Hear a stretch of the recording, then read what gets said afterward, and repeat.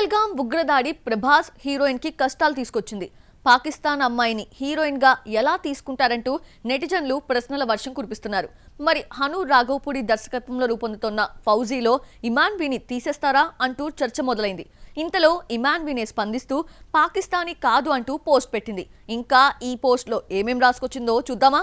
ఉగ్రదాడి నేపథ్యంలో పాకిస్తాన్తో సంబంధాలపై భారత ప్రభుత్వం కీలక నిర్ణయాలు తీసుకుంటోంది. ఇండియన్స్ కూడా ఫైర్ అవుతూ పాకిస్తాన్ నటీనటులను మన సినిమాల్లో తీసుకోకూడదంటూ నెట్టింట పోస్టులు షేర్ చేస్తున్నారు. ఈ ఎఫెక్ట్ ప్రభాస్ నటిస్తున్న ఫౌజీ మూవీ హీరోయిన్ ఇమాన్వి ఎస్మాయిల్ పై పడింది. పాకిస్తానీ నటిని తీసేయాలంటూ పోస్టులు వైరల్ అయ్యాయి. దీనిపై ఇమాన్వి క్లారిటీ ఇస్తూ తాను పాకిస్తానీ కాదని పోస్టు పెట్టింది. ఇమాన్వి సుదీర్ఘమైన పోస్టు పెడుతూ ఉగ్రదాడి దారుణమని పేర్కొంటూ సంతాపం వ్యక్తం చేసింది. నాకు నా కుటుంబంలోని ఎవ్వరికీ పాకిస్తాన్తో సంబంధం లేదు. నేను భారత అమెరికన్ అని గర్వంగా చెప్తాను. లాస్ ఏంజల్స్ లో పుట్టి అక్కడే చదివాను. ఎడ్యుకేషన్ పూర్తయిన తర్వాత కొరియోగ్రాఫర్ గా, డాన్సర్ గా కెరియర్ స్టార్ట్ చేశానని చెప్పుకొచ్చింది. భారతీయ సంస్కృతి తన రక్తంలోనే ఉందని, సోషల్ మీడియాను మంచి కోసం ఉపయోగించండని రాసుకొచ్చింది ఇమాన్వి. ఉగ్రదాడి ప్రభావం పాకిస్తాన్ సినిమా అబీర్ గులాల్ పై పడింది. సినిమా మే 9న రిలీజ్ అవుతోంది. పాకిస్తానీ యాక్టర్ ఫవర్ ఖాన్ హీరోగా, వాణి కపూర్ హీరోయిన్ గా అబీర్ గులాల్ తెరకెక్కింది. ఇలాంటి పరిస్థితుల్లో రిలీజ్ చేయడం సరికాదని వాయిదా వేసే ఉద్దేశంలో మేకర్స్ ఉన్నారని తెలిసింది. గేమ్ చేంజర్ డిజాస్టర్ ఇంకా వార్తల్లో నడుస్తూనే ఉంది. రామ్ చరణ్ నటిస్తోన్న పెద్ది గ్లిమ్స్ కి మంచి రెస్పాన్స్ వచ్చినా గేమ్ చేంజర్ చేదు జ్ఞాపకాలు వెంటాడుతూనే ఉన్నాయి. శంకర్ పేరెత్తితే భారతీయుడు 3 గేమ్ చేంజర్ టాపిక్ వస్తూనే ఉన్నాయి. కథ ఇచ్చిన కార్తిక్ సుబ్బరాజ్ కూడా గేమ్ చేంజర్ ఫ్లాప్ కి శంకరే కారణం అంటున్నాడా? Watch the story. సంక్రాంతికి వస్తున్న 300 కోట్లకు పైగా గ్రాస్ కలెక్ట్ చేసిన ఈ బ్లాక్ బస్టర్ గురించి మాట్లాడుకోవడం మానేశారు. దీంతో పాటు వచ్చిన గేమ్ చేంజర్ ఫ్లాప్ ను ఫ్యాన్సే కాదు, ఇండస్ట్రీ కూడా మర్చిపోలేకపోతోంది. ఈ సినిమాకు కథ ఇచ్చిన కార్తిక్ సుబ్బరాజు సూర్య హీరోగా రెట్రో తీశాడు. సినిమా మే 1న రిలీజ్ అవుతోంది. సినిమా ప్రమోషన్ లో గేమ్ చేంజర్ టాపిక్ రాగా డిజాస్టర్ కు తను కారణం కాదు అంటున్నాడు. గేమ్ చేంజర్ గురించి కార్తిక్ సుబ్బరాజు మాట్లాడుతూ లైన్ మాత్రమే ఇచ్చానన్నారు. ఐఏఎస్ అధికారి రాజకీయ నాయకులను ఎలా మారుస్తాడు అన్న కాన్సెప్ట్ పాయింట్ మాత్రమే ఇచ్చానని, అయితే శంకర్ చాలా మంది రచయితలతో ఈ కథను చెక్కాడన్నాడు కార్తిక్. తానిచ్చిన పాయింట్ ను పక్కదారి పట్టించారని ఇండైరెక్ట్ గా చెప్పాడు Karthik Subbaraju. Game changer flop కి కారణం కథిచ్చిన కార్తిక్ సుబ్బరాజా, తీసిన శంకరా అని పక్కన పెడితే భారతీయుడు 2 కూడా ఒక రీజనే.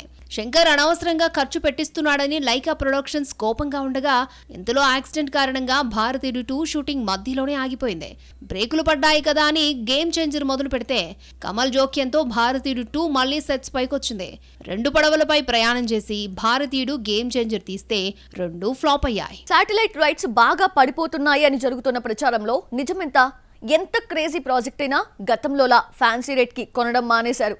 పుష్ప 2 బుల్లితెరలోకి రావడంతో వాస్తవాలు బయటకొచ్చాయా? ఇండియాలో కొత్త రికార్డ్స్ క్రియేట్ చేసిన పుష్ప 2 బుల్లితెర ఆడియన్స్ ని ఎందుకు మెప్పించలేకపోయింది? Have a look. ఇండియాలో ఎక్కువ వసూళ్లు సాధించిన సినిమాగా పుష్ప 2 ఎన్ని రికార్డులు క్రియేట్ చేసినా శాటిలైట్ ఛానల్లో మాత్రం తేలిపోయింది.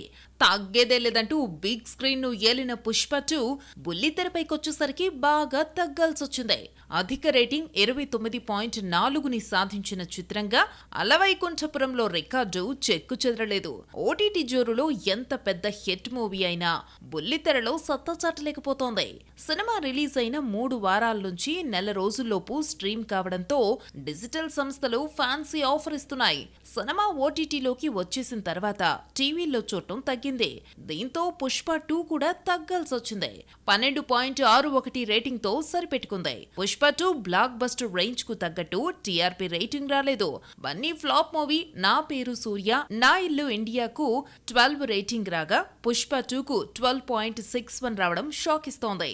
యావరేజ్ టాక్ తెచ్చుకున్న దువ్వాడ జగన్నాథంకి 21.7 రేటింగ్ వచ్చింది. టీవీలో టీఆర్పీ రేటింగ్ అనేది పుష్ప 2కే కాదు, అన్నింటికి తగ్గిపోయాయి. థియేటర్స్ లో, పైరసీలో, ఓటీటీలో చూసేస్తున్నారు. టీవీల్లో వచ్చినప్పుడు చూద్దాంలే అనుకునే ఆడియన్స్ తగ్గిపోయారు. అందులోనూ యాడ్స్ తో చూసిన ఫీలింగ్ ఉండటం లేదని హిట్ బొమ్మను బుల్లితెరపై చూడాలన్న ఆసక్తి తగ్గింది. సరిలేరు నీకెవరుకు 23.5 రేటింగ్ వస్తే గుంటూరు కారంకు 9.23 మాత్రమే వచ్చింది. గుడ్ బ్యాడ్ అగ్లీ రిలీజ్ అయిన 2 వారాల తర్వాత బ్రేక్ ఈవెన్ అయింది. అజిత్ ఫ్యాన్స్ కి సినిమా బాగా నచ్చినా థియేట్రికల్ రైట్స్ ని ఎక్కువ రేట్స్ కి అమ్మడంతో లాభాల్లోకి రావడానికి 15 డేస్ పట్టిందా? అజిత్ క్యారియర్ లో హైయెస్ట్ కలెక్షన్ రాబట్టిన గుడ్ బ్యాడ్ అగ్లీకి వచ్చిందెంత? Have a look. Good bad ugly cinema తర్వాత అజిత్ ఫ్యాన్స్ పండగ చేసుకుంటున్నారు. 10న సినిమా విడుదల కాగా 2 వారాలుగా సెలబ్రేషన్స్ మూడ్ లోనే ఉన్నారు. ఎందుకంటే అజిత్ ఈ సినిమాతో కెరియర్ లో ఫస్ట్ టైం బిగ్గెస్ట్ మార్క్ దాటాడు. 3 దశాబ్దాల అజిత్ కెరియర్ లో హిట్స్, సూపర్ హిట్స్ ఎన్నొచ్చినా first time good bad ugly మాత్రం 200 కోట్ల మార్కును దాటింది. Ajith fan Adhik Ravichandran good bad అగ్లీని డైరెక్ట్ చేశాడు. తన అభిమాన హీరోని ఎలా చూడాలి అనుకున్నాడో అలాగే చూపించి ఫ్యాన్స్ కి కిక్ ఇచ్చాడు. సినిమాను 114 కోట్లకు అమ్మితే 15 రోజుల్లో ఈ మొత్తం రాబట్టింది. వరల్డ్ వైడ్ 232 కోట్ల గ్రాస్, 114 కోట్ల షేర్ ని కలెక్ట్ చేసింది. అజిత్ గతంలో సూపర్ హిట్స్ కొట్టిన 200 కోట్ల దగ్గరకొచ్చి ఆగిపోయాడు. తెగింపు 194 కోట్లు, విశ్వాసం 180 కోట్లు, వలిమై 152 కోట్లు రాబట్టింది. వివేకం, వేదాలంతో 100 కోట్లు దాటాడు. ఫస్ట్ టైం 200 కోట్ల మార్కు దాటడం విశేషం. అజిత్ లాస్ట్ సినిమా పట్టుదల బాక్సాఫీస్ వద్ద డిజాస్టర్ కాగా గుడ్ బ్యాడ్ అగ్లీ లాభాల వేటను మొదలుపెట్టింది. సినిమా థియేట్రిక్ రైట్స్ ని ఫ్యాన్స్ రేటుకు అమ్మడంతో బ్రేక్ ఈవెన్ కావడానికి 15 రోజులు తీసుకుంది. మున్ముందు మరింత వసూలు రాబట్టినా భారీ ప్రాఫిట్స్ కష్టమే. నేను ఇలాగే తీస్తాను, కొత్తగా ఆలోచించను, నా స్టైల్ నాది అంటే కుదరదు. ఎప్పుడూ ఒకే దారిలో వెళ్తే బొక్కబోర్లా పడక తప్పదు. ఆడియన్స్ 1-2 సార్లు చూస్తారు, తర్వాత రొటీన్ అంటూ మూస డైరెక్టర్స్ ని పక్కన పెట్టేస్తున్నారు. రొటీన్ ముద్రలో నుంచి బయటపడాల్సిన ఆ డైరెక్టర్స్ ఎవరు చూద్దామా? లోకేష్ కనగరాజ్ కు ఇంతవరకు ఫ్లాప్ లేకపోయినా ఆయన మారాల్సిన టైం వచ్చింది. సక్సెస్ ఉన్నప్పుడు మారడం దేనికన్నా డౌట్ రావచ్చు. లియో కమర్షియల్ గా వర్కౌట్ అయినా చాలా మంది ఆడియన్స్ కి నచ్చలేదు. లోకేష్ కనగరాజ్ తీసిన సినిమాల్లో చాలా మందికి ఫేవరెట్ అంటే ఖైదీ అనే చెప్తారు. సెంటిమెంట్ యాక్షన్ సినిమాగా చాలా మందికి నచ్చింది. మాస్టర్, విక్రమ్ హిట్ అయినా ఖైదీ మేకింగ్ గురించే మాట్లాడుకుంటారు. ఆ తర్వాత తీసిన సినిమాలు తనదైన స్క్రీన్ ప్లే మేకింగ్ తో ఆకట్టుకున్న రొటీన్ అయిపోవడంతోనే లియో విషయంలో విమర్శలను ఫేస్ చేశాడు. రజనీతో తీస్తున్న కూలీ టైటిల్ టీజర్ లోనూ ఇదే మేకింగ్ కనిపించింది. కథ గొప్పగా ఉంటే సరే, లేదంటే ఎప్పుడూ ఒకే రకమైన మేకింగ్ తో ఇబ్బందే. బోయపాటి డైరెక్షన్ లో వచ్చిన ఏ సినిమా తీసుకున్న యాక్షన్ సీన్స్ తో దుమ్ము లేపేస్తాడు. ఇలాంటి సినిమాలు కూడా హిట్ కావడంతో తనదైన యాక్షన్ ముద్రను పెంచుతున్నాడే కానీ తగ్గించడం లేదు బోయపాటే. ఎవరేమనుకున్నా, ఎన్ని విమర్శలు వచ్చినా నేను ఇంతే అంటూ భారీ యాక్షన్ సీన్స్ ని మాత్రం వదలడం లేదు. యంగ్ హీరోలపై ఇదే ఫార్ములా ప్రయోగించడంతో బెల్లంకొండతో తీసిన జయ జానకి నాయిక, రామ్ తో తీసిన స్కంద బెడిసికుట్టాయి. బోయపాటి సినిమాల్లో యాక్షన్ ఎక్కువన్న విమర్శను దర్శకుడు అస్సలు పట్టించుకోడు. తగ్గేదే లేదంటూ పెంచుకుంటూ పోతున్నాడు. స్కంద సినిమా ఫ్లాప్ కు ఇదే రీజన్ అయింది. ఏకంగా ముఖ్యమంత్రి ఇంట్లో హీరో చేసిన రచ్చ ఓవర్ అనిపించింది. ఈ ఓవర్ యాక్షన్ తో తెగ ట్రోల్ అయ్యాడు బోయపాటే. బాలయ్యతో తీస్తున్న అఖండ 2లోనూ ఇదే ఫార్ములా వాడతాడా లేదంటే మారతాడా అనేది చూడాలి. త్రివిక్రమ్ ఇంతకాలం ఒకే రకమైన కథలతో మ్యాజిక్ చేసి హిట్ కొట్టాడు. హీరో అమ్మ దగ్గర కాకుండా వేరే చోట పెరగడంతో కష్టాల్లో ఉన్న ఫ్యామిలీని హీరో ఆదుకోవడం అనే ఫార్ములాని గురూజీ వాడతాడు. ఇలాంటి కథలన్నీ అమ్మ లేదంటే అత్త చుట్టూ తిరిగి తిరిగి అలసిపోయాయి. ఇలాంటి కథలనే హిట్ చేసిన ఆడియన్స్ కి గుంటూరు కారం రొటీన్ అనిపించింది. ఈ ఫ్యామిలీ మైండ్ సెట్ నుంచి బయటపడాల్సిన అవసరం త్రివిక్రమ్కి వచ్చేసింది.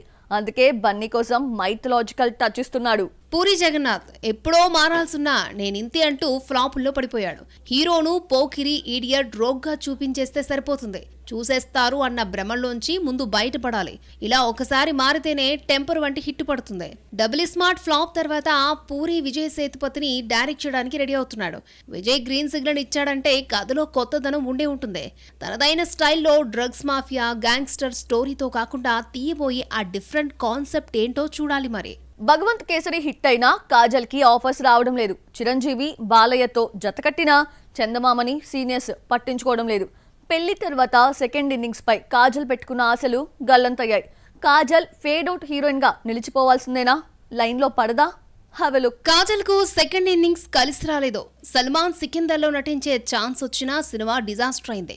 భారతీయుడు 3 వస్తుంది అనుకుంటే భారతీయుడు 2 దెబ్బకి ఇప్పట్లో ఆ ఊసే కనిపించడం లేదు. ఫస్ట్ టైం నటించిన లేడీ ఓరియంటెడ్ సినిమా ప్యారిస్ 5 ఏళ్లుగా రిలీజ్ కావడం లేదు. ఇలా చందమామకు సరైన సినిమా పడలేదు. కాజల్ రెమ్యూనరేషన్ విషయంలో చాలా స్ట్రిక్ట్ గా ఉంటుందని టాక్. రెమ్యూనరేషన్ పెంచేయడం వల్లే ఆఫర్స్ రావడం లేదా అని అడిగితే పాత్రను బట్టి డిమాండ్ చేస్తానని చెప్పుకొచ్చింది కాజల్. ఖైదీ నెంబర్ 150 లో మరొక ఆప్షన్ లేకపోవడంతో అప్పట్లోనే 2 కోట్ల దాకా డిమాండ్ చేసింది అన్న టాక్ ఉంది. క్రేజ్ తగ్గి ఆఫర్స్ లేని టైంలో భగవంత్ కేసరిలో నటించే ఛాన్స్ వస్తే 2.5 కోట్లు తీసుకుందని టాక్. పారితోషికం విషయంలో రాజీ పడని హీరోయిన్ గా కాజల్ పై ముద్రపడింది. రీ ఎంట్రీలో చందమామ ఫేస్ లో ఆనాటి గ్లో మిస్ అయింది. ఫేస్ లో ఆంటీ కలర్ రావడంతో యంగ్ హీరోలు స్టార్స్ కాజల్ ని పట్టించుకోవడం లేదు. భగవంత్ కేసరి హిట్ అయినా ఈ అమ్మడికి క్రేజ్ రాలేదు, ఛాన్సులు లేవు.